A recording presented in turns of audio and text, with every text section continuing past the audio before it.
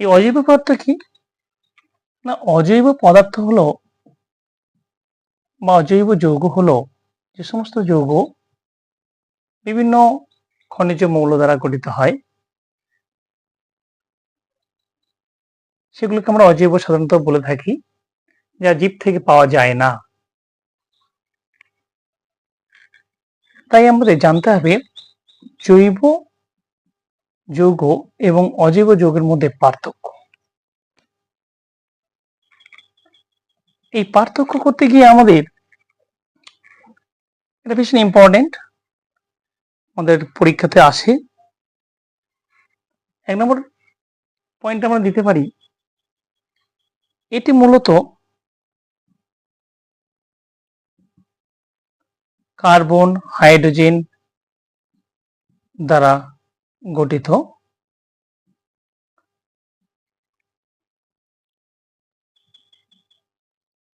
অজৈব যৌগের ক্ষেত্রে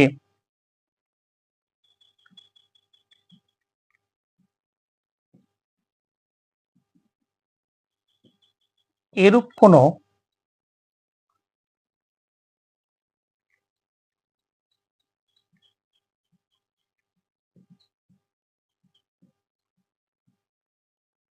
মূল উপাদান থাকে না।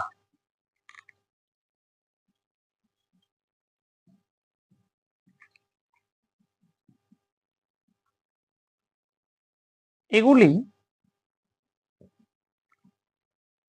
সমযোজী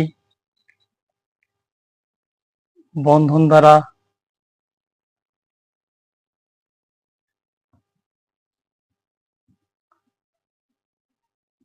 তৈরি হয়। এগুলি সমযোজী,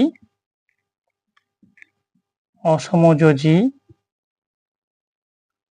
ও তড়িৎযোজী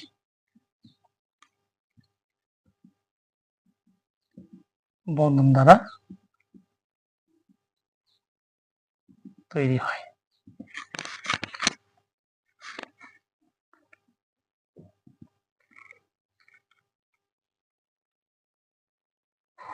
এই যৌগগুলি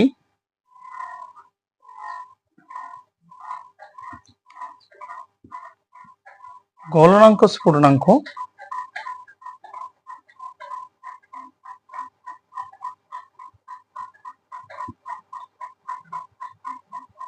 কম, এদের বেশি। যেহেতু গলনাঙ্ক স্ফুটনাঙ্ক কম এবং এগুলো সমযোজী বন্ধন দ্বারা তৈরি, তার আরেকটা পয়েন্ট আমরা বলতে পারি 4 নম্বরে, তোমরা লিখে নেবে সবাই। এগুলি সমযোজী বন্ধন দ্বারা তৈরি হয় জৈব যৌগগুলি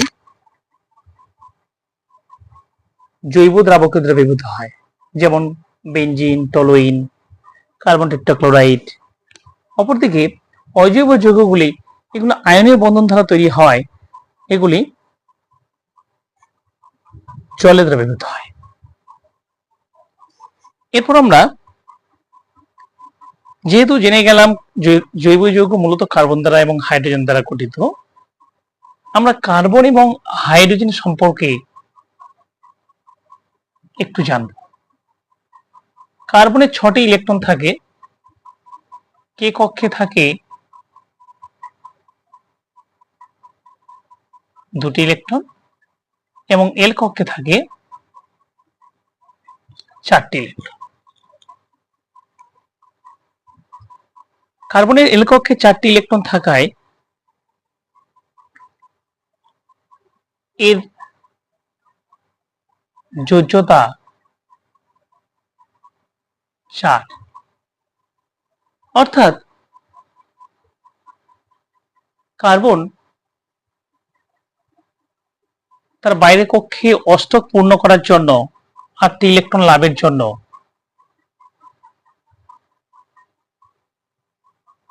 এই 4 যোজ্যতাকে কাজে লাগাতে পারবে। আবার হাইড্রোজেন তার একটি ইলেকট্রন, কে কক্ষে একটি মাত্র ইলেকট্রন, এটিও নিজে আনস্টেবল, আবার কার্বনও আনস্টেবল এককভাবে। কেউ হ্যাপি নয়। কার্বন তার বাইরের কক্ষে 8টা নেই, 4টে শর্ট। আবার হাইড্রোজেনের বাইরের কক্ষে একটা আছে।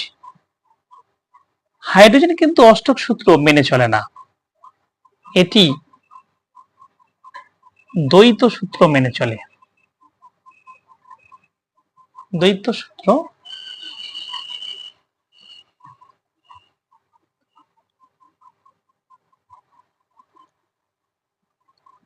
মেনে চলে।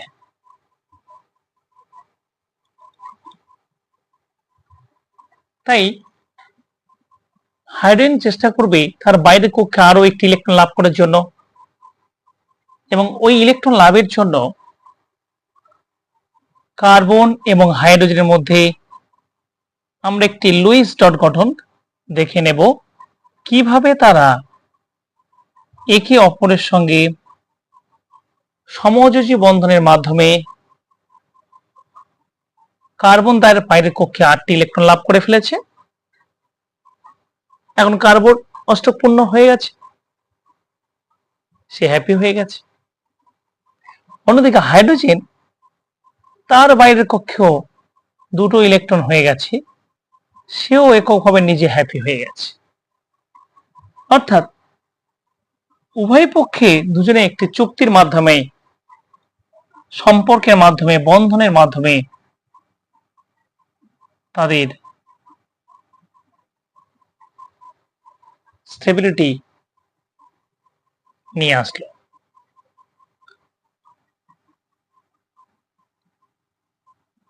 আমরা দেখলাম কার্বন তার 4টি যোজ্যতার মাধ্যমে 4টি পৃথক হাইড্রোজেন পরমাণুর সঙ্গে সমযোজী এক বন্ধন তৈরি করলো। 4টি সমযোজী এক বন্ধন, 1 2 3 4। ধর্মকে বলা হয় কার্বনের ক্যাটিনেশন ধর্ম। কার্বনের ক্যাটিনেশন ধর্ম আমরা বলতে কি বুঝি? না, এটা এমন একটা ধর্ম যে ধর্মের মাধ্যমে বহু সংখ্যক কার্বন পরমাণু পরস্পরের মধ্যে এক বন্ধন বা দ্বিবন্ধন বা ত্রিবন্ধনের মাধ্যমে শাখাহীন বা শাখাযুক্ত মুক্ত শৃঙ্খল, এদেরকে আমরা মুক্ত শৃঙ্খল বলি, মুক্ত শৃঙ্খল বা বদ্ধ শৃঙ্খল গঠন করে কার্বনের সেই ধর্মকে ক্যাটিনেশন ধর্ম বলে। বদ্ধ শৃঙ্খল বলতে কি আর মুক্ত শৃঙ্খল বলতে কি? মুক্ত শৃঙ্খল বলতে যে জৈব যৌগের দুটি প্রান্তে কার্বন থাকে এবং সেই কার্বনগুলি ওপেন, মুক্ত অবস্থায় থাকে, খোলা। অপরদিকে বদ্ধ শৃঙ্খল বলতে আমরা একটি সাইক্লিক সিস্টেমকে বুঝি, একটি রিং কম্পাউন্ড। এইরকম রিং কম্পাউন্ড বদ্ধ সিস্টেম বলি আমরা এটাকে।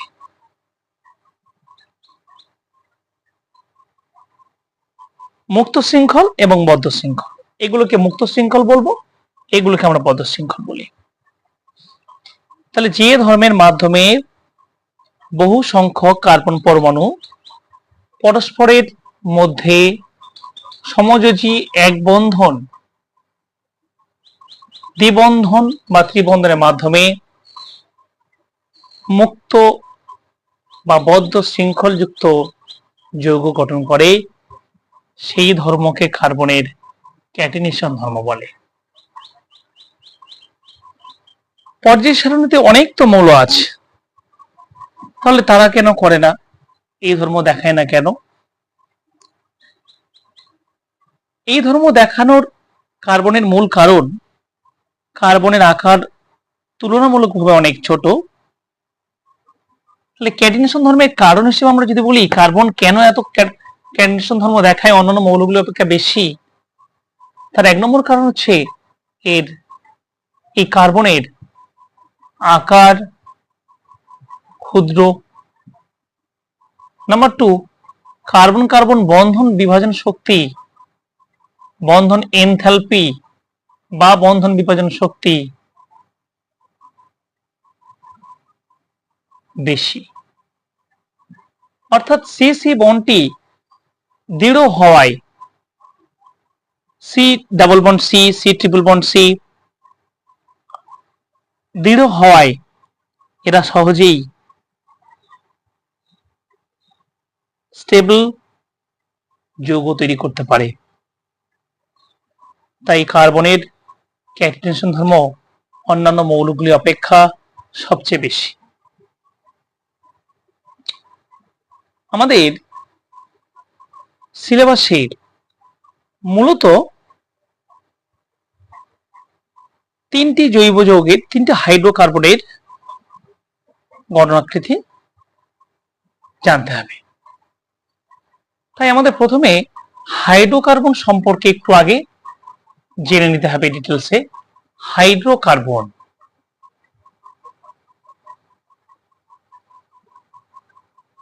মূলত কার্বন এবং হাইড্রোজেন দ্বারা যে সমস্ত জৈব যৌগ গঠিত হয় তাদেরকে আমরা হাইড্রোকার্বন বলে থাকি।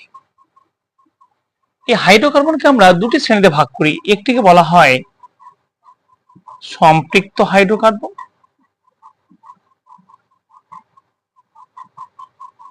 অপরটিকে বলা হয় অসম্পৃক্ত হাইড্রোকার্বন। এই সম্পৃক্ত হাইড্রোকার্বন যে যৌগগুলি তাদেরকে আমরা অ্যালকেন নামে চিনব। অ্যালকেন, যার সাধারণ সংকেত CN H2N+2, অর্থাৎ অ্যালকেন মানে সেখানে কার্বন, এই জৈব যৌগের মধ্যে যে কার্বনগুলি আছে তারা কেবলমাত্র কার্বন কার্বন এক বন্ধন দ্বারা যুক্ত থাকবে, এক্ষেত্রে কোনো দ্বিবন্ধন বা ত্রিবন্ধন থাকবে না। অপরদিকে অসম্পৃক্ত হাইড্রোকার্বনকে আমরা দুটি শ্রেণীতে ভাগ করছি। একটিকে বলা হয় অ্যালকিন, অপরটিকে বলা হয় অ্যালকাইন। অ্যালকিন হাইড্রোকার্বনের সাধারণ সংকেত হচ্ছে CnH2n এবং অ্যালকাইনের CnH2n-2।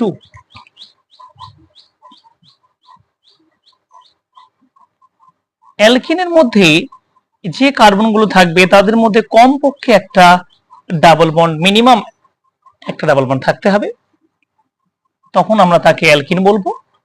আর অ্যালকাইনের মধ্যে কার্বন কার্বন ট্রিপল বন্ড কমপক্ষে একটি থাকতে হবে, এক বন্ধন তো থাকবেই, তার সঙ্গে ত্রিবন্ধন থাকতে হবে।